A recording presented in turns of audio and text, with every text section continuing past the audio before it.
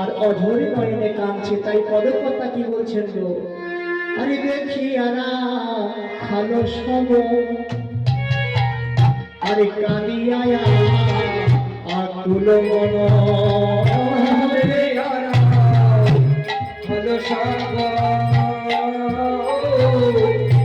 কাঁদিয়া আরে করিল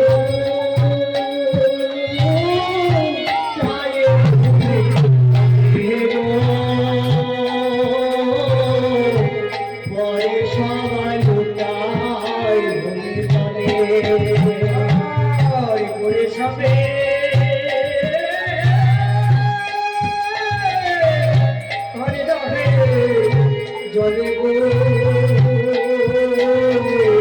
ওইরা করে সবে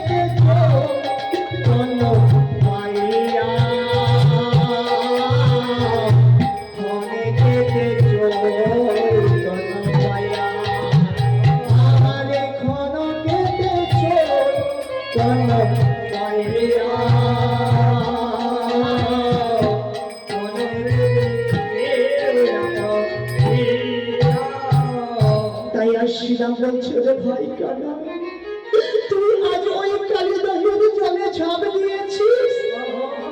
আমি কেমন করে ঘরে গিয়ে তোর মাতাকে কি বলবো জানিস?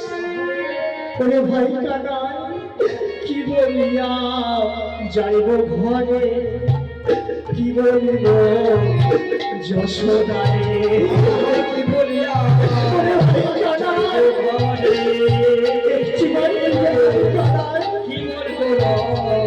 যশোদারে, আর কি বলিয়া যাইব ঘরে, কি বলবো যশোদারে, যাইব ঘরে, কি বলবো যশোদারে, আরে ধেনু বস কাঁদে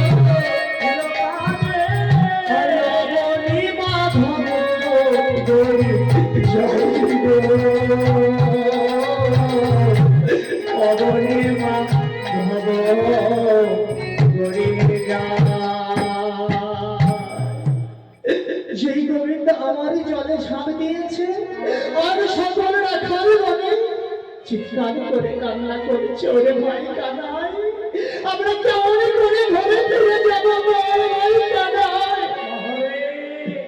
তুই কিসের জন্য আমাদের পানি ফিরে দিয়েছিস বল ভাই কানাই? তোর চেয়ে যদি আমরা প্রাণে মারা যেতাম তাহলে তো আমাদের আর ঘরে যেতে হতো না রে ভাই কানাই।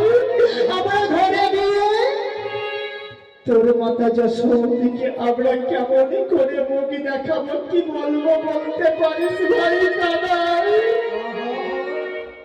যেই গোবিন্দ আমার কালী দহের জলে ঝাঁপিয়েছে তো, আর যেইখানে কালীয় নাগ বাস করে, কালীয় নাগ আর বাস করতে পারছে না।